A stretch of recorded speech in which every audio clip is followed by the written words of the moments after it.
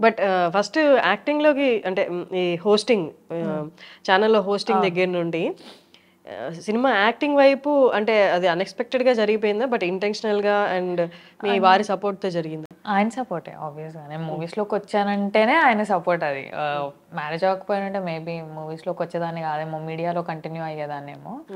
మీడియాలో అదే న్యూస్లో చేస్తున్నాము అప్పటికి. ఇట్లా ఆపర్చునిటీ ఉంది, ఆడిషన్స్ అవుతున్నాయంట శేఖర్ కమ్లా సార్ది, వెళ్దాము అని ఆయనే తీసుకెళ్ళారు. ఓకే. సో అప్పటికే ప్రేమం చూసేసి ఉన్నాం మేము. ఐ లవ్ సాయి పల్లవి అప్పటికే. సో నా థాట్ ఎలా ఉందంటే ఇది రావాలి అనేది కాదు, నాకు చిన్నప్పటి నుంచి ఉంది మూవీస్ చేయాలి, యాక్టింగ్ అంటే ఇష్టం. ఎలా ఉండదంటే ఒక సినిమా చూసి ఎమోషనల్ సీన్స్ అవి ఇవి బాత్రూంలో వెళ్ళి యాక్షన్ చేసుకునేదాన్ని అనమాట, ఊరికే సరదాగా. బాత్రూమ్ సింగర్స్ లాగా బాత్రూమ్ ఆర్టిస్ట్ అన్నమాట నేను.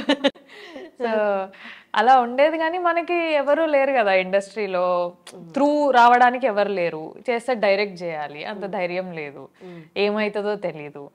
సో కొన్ని ఉంటాయి కదా ఇంప్రెషన్స్ పేరెంట్స్కి కూడా, ఇండస్ట్రీ అలా ఇలా ఇలా ఇలా అని. So I never tried directly. మీడియాలో ఉన్నాను, ఓకే సంపాదించుకుంటున్నాం చేసుకుంటున్నాం, ఓకే ఈ ప్రొఫెషన్ కూడా నాకు ఇష్టమే, చేసుకుంటున్నా, హ్యాపీ. ఇలా వచ్చింది వెళ్దాము అని అంటే I just only said one word. Okay Nana, I call him Nana, my husband. So okay Nana వెళ్దాము, చేద్దాము, వచ్చింది లేకపోతే లేదు, కానీ ట్రై చేస్తా. ఓకే, మిస్ చేయొద్దు సాయి పల్లవితో కదా, ఒక్క ఆడిషన్ అయితే ఇద్దాము, వస్తే వచ్చింది లేకపోతే లేదు అనుకొని వెళ్ళా అనమాట. సో వచ్చినా హ్యాపీయే, రాకపోయినా హ్యాపీయే. ఆడిషన్ ఇచ్చాను, వచ్చాను, అంతే, ఇంకా చాలా. సో అలా ఉండే, అలా వచ్చింది ఫిదా. ఓకే.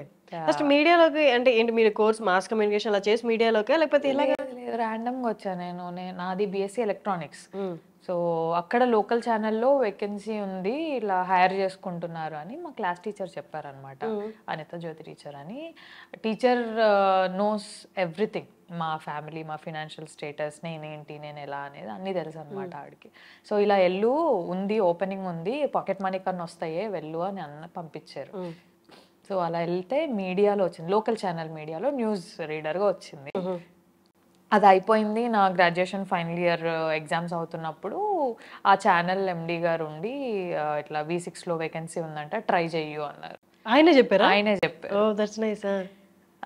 నాకు ఉండే V6లో తీన్మార్ ప్రోగ్రామ్ అంటే నాకు చాలా ఇష్టం ఉండేది, ట్రై చేయాలి అని ఉండే, but not immediate after graduation. నాకు ఎంఎస్సీ ఎలక్ట్రానిక్స్ చేయాలని ఉండే. Okay okay.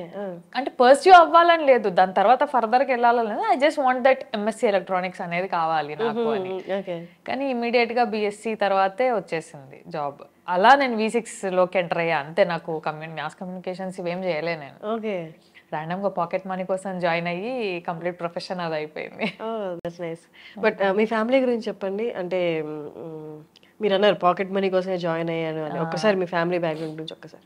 నాన్న ప్రైవేట్ ఎంప్లాయీ, అమ్మ ఇంట్లోనే హౌస్ వైఫ్, చిన్నగా టైలరింగ్ అది చేసేదన్నమాట, నార్మల్ బ్లౌజెస్, ఫాల్స్ ఇవి కుట్టేది. నాకు చెల్లె, నేను ట్యూషన్స్ చెప్పేదాన్ని. చెల్లె స్కూలింగ్ ఆ ఏజ్లో, నేను ట్యూషన్స్ చెప్పేటప్పటికి తన స్కూలింగ్. అంతే, ఇంకా మినిమం ఉండేది ఇంట్లో, ఎక్కువ ఉండేది కాదు ఏమి. వచ్చినవి కూరగాయలకి, దానికి దీనికి. మా అమ్మే అప్పుడు ఇప్పుడు బట్టలు కొని మా పప్పకి తెలియకుండా దాచిపెట్టేది ఉన్న వాటిలో. ఎందుకు ఖర్చు అనే డిస్కషన్ రావద్దు ఇంట్లో, వీళ్ళకి అవసరం వస్తుంది అన్నట్టు కొనిపెట్టేది. మా పప్ప మళ్ళీ నడవండి బట్టలకి వెళ్దామని ఉన్నప్పుడు, మా పప్ప దగ్గర ఉన్నప్పుడు మళ్ళీ మమ్మల్ని బట్టలకి తీసుకెళ్ళడము, మా బ్యాగ్స్కు అలా. మాకు సిస్టర్స్ ఉన్నారు, సో బట్టలు కానీ బ్యాగ్స్ కానీ కొన్ని తెలుసు కదా, కజిన్స్ దగ్గర నుంచి మన వరకు వస్తా ఉంటాయి, అలా వచ్చేవి. మాకు ఇంకా మా అమ్మ నాన్న, నేను పెద్ద అమ్మాయిని కాబట్టి ఇంట్లో మనకు కొంచెం చెల్లెకి సాక్రిఫైస్ చేయడము, ఇయ్యడము, దాన్ని చూసుకోవడము, అడ్జస్ట్ అవ్వడము, ఉన్న దాంట్లో అడ్జస్ట్ అవ్వడం అనేది నేర్పించారు అంతే. వాటితోనే ఇప్పటికీ కూడా ఉన్న దాంట్లో ఎంత అడ్జస్ట్ అవ్వగలుగుతాము, మనకు కావాలి అనుకునేది మనం ఎప్పుడు తీసుకోగలుగుతాం అనే క్లారిటీతోని ఉంటాం అంతే. ఉన్నాం ఇప్పుడైతే. ఎక్కడ నిజామాబాద్ దగ్గర? ఇక్కడ లోకల్. అండ్ నేను 10th ఉన్నప్పుడు ఇంకా హైయర్ స్టడీస్ పెరుగుతున్నాయి కదా అని మా నాన్న ఊరు వెళ్ళిపోయారు వ్యవసాయం కోసం. అక్కడ కొన్ని 2-3 years వ్యవసాయం చేసి మళ్ళీ రిటర్న్ వచ్చి అలా నడుస్తుంది ఇప్పుడైతే ఆల్ గుడ్. నైస్. కానీ అక్కడి నుంచి రావడం అనేది నాది కూడా ప్రాపర్ నెల్లూరు. అంటే నన్ను బేస్ చేసుకుని అడుగుతున్నా. అంటే అక్కడ వేరు, టౌన్లు వేరు, సిటీలు వేరు.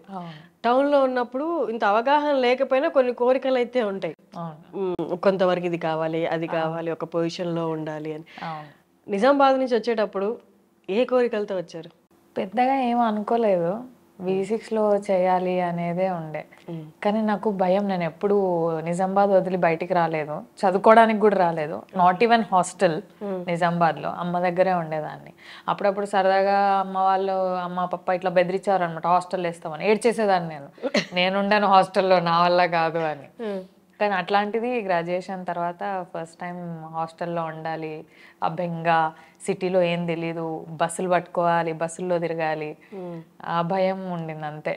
అక్కడ సెటిల్ అవ్వాలనేదే ఉండే కానీ ఫ్యూచర్గా పెద్ద ఏం ఆలోచించలేదు. ఫస్ట్ ఇది దాటగలిగితే చాలు. అండ్ అప్పటికీ నాకు తీన్మార్ అంటే ఇష్టం కాబట్టి దాంట్లో వస్తే చాలు, అందులో చేసుకోవాలి హ్యాపీగా అనేదే ఉండే. బట్ హైదరాబాద్కి వచ్చాక ఇబ్బందులు ఏం ఫేస్ చేయలేదా? టౌన్లో ఉన్నప్పుడు అంటే మన వాళ్ళు, మన ప్రపంచం అంతా, ఇక్కడ డిఫరెంట్ మైండ్ సెట్స్ ఉంటాయి. ఒక మాట మొహం మీద అనడానికి కూడా ఎవరు ఆలోచించారు, ఎందుకంటే ఎవరి లైఫ్లో వాళ్ళు బిజీగా ఉంటారు. నేను అస్సలు అనలేను అలాగా. అంటే ఇప్పుడు ఏమో తెలీదు, ఇప్పుడు మన స్టాండ్ మనమే తీసుకోవాలనేది నేర్చుకున్నా. కానీ ఇబ్బందులు ఏం పడలేదా వచ్చినప్పుడు మీడియాలో?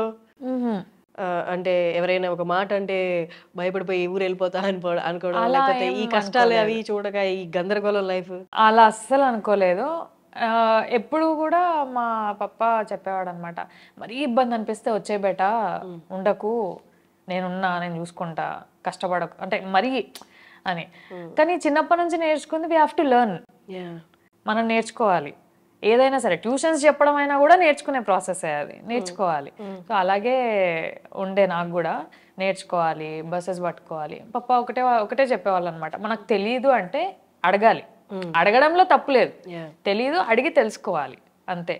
సో ఇప్పటికీ ఏదన్నా తెలియకపోతే ఇప్పుడు గూగుల్ వచ్చింది, అప్పుడు అంత అవగాహన లేదు కదా, సామ్సంగ్ జావా ఫోన్లు, ఇంటర్నెట్, ఈ సింబల్ ఇంటర్నెట్లు, ఇవే కదా.